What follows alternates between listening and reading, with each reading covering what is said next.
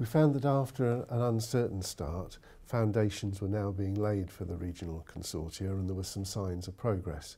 But nevertheless, there's plenty to work on and some things were holding back the pace of development.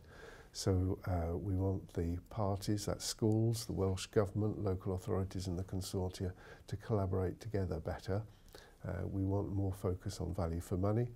We think they should move from a short-term to a medium-term planning cycle and improve some aspects of the governance and financial management of what are quite complex arrangements.